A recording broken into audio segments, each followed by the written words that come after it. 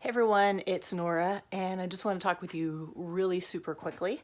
So I am just holding the phone in my hand and not using a tripod right now. So if it seems a little shaky, that's why. I am home alone. Basically, my 15-year-old is still asleep, and my soon-to-be ex spent the night in Sacramento. And I'm just kind of hanging out. I'll just show you really quick. I'm wearing St. Patty's Day pajamas and Uggs because why not? Trying to get the house clean and some stuff done, and also do a little bit of side work for a website that I'm helping to create. And then afterwards, work on this is going to sound crazy, a stand-up comedy routine for open mic night. It's been 4 years since I've done comedy. I'm kind of taking it easy. This is me taking it easy. Cleaning house and doing crap around the house is me taking it easy. Believe it or not. I'm just like one of those really super busy people, and part of it is just, it's my personality. I like to be busy. I love people. I identify as an extrovert, and I really kind of get tired and withdrawn if I'm left to my own devices. So I love being out and about and just really appreciate meeting new people and having new experiences as much as possible. One of the things I'm noticing is that other people's acceptance of me varies quite a bit. Like, I have a full dance card. I'm always getting constantly asked to do things. But in terms of things like, well, I mean, finding a long-term partner, that clearly did not work out. And I'm wondering what the issue is. I feel like a lot of people are kind of curious, but when it comes down to it, perhaps some of us are a little bit unusual. Most people like dogs. Most people like dogs, as an example. And dogs are a very popular thing for people to have. And I have cats. I have had 6 black cats. When I tell people that, they're always really surprised. And that's just who I am, and that's just what I do. I was just cleaning the living room, and I had YouTube on, and I was getting ready to play music, and I stumbled on a channel of this girl who, she's totally not like anything or anyone I've ever seen before.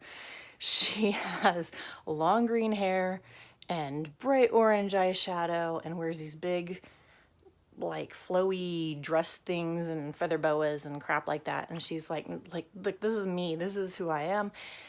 Her videos are freaking fantastic because she not only just says, hey, this is who I am, deal with it, but she also talks about the psychology of why and the reasons why. And I think that's pretty great. It can be really just valuable to stand out and to be apart from all the other billions of people. I feel like, in getting to meet all these people and going out and seeing just what experiences people are having out there, sometimes I feel like we try a little bit to be part of a herd. That's probably the wrong word, but we put too much emphasis on it, right? So when you look at like Facebook profiles, social media, you tend to see a lot of sameness, right? Everyone is trying to be that person because we want so badly for someone to accept us and love us and care for us and be there for us. And you kind of get lost in the shuffle a little bit. It's the same thing if you are in a creative field, like I'm a web designer, and if you put your portfolio out there, web designer, graphic designer, whatever, and you put your portfolio on a site, you are one of thousands and thousands of people that are kind of similar. The ones who get the most attention and the ones who create the things that sort of inspire everybody else, those are the weird people. Those are the unusual people. It's been really kind of an interesting thought process for me to figure out how to best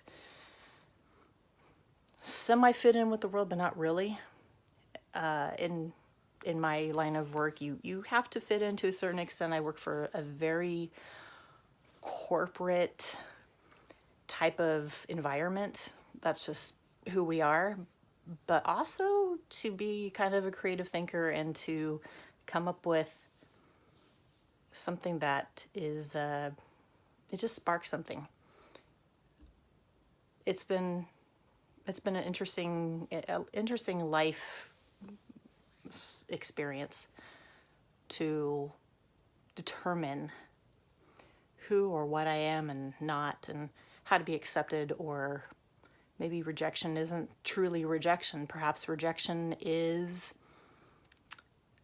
simply a projection on the other person's part. They don't truly accept themselves, so they reject you because you're not validating them in some way, shape, or form. I'm going to be out and about in the world today. As you can see, I got my hair cut. I got to tell you a quick, really funny story. My coworkers are making fun of me. They're like, you just went through a breakup, you're going to change your hair. And I'm like, no. And then I asked my hairstylist to give me bangs. So I have curly bangs now. And of course, my hair doesn't cooperate. It doesn't fit the mold, so to speak. And it's always frizzy, like no matter what I do to it. Someday, I will have to create a video on the curly girl method for my curly girls and guys who have the same type of hair that I do, because it's been a game changer for me. But today, I'm gonna get shit done, and then I will be out and about in the world. And if you see me, I'll be wearing a t-shirt that says something about being lucky, and maybe a trucker hat to go with it, and some cowboy boots. It is St. Patrick's Day, and I hope you have a fantastic day and a great rest of your week. Bye.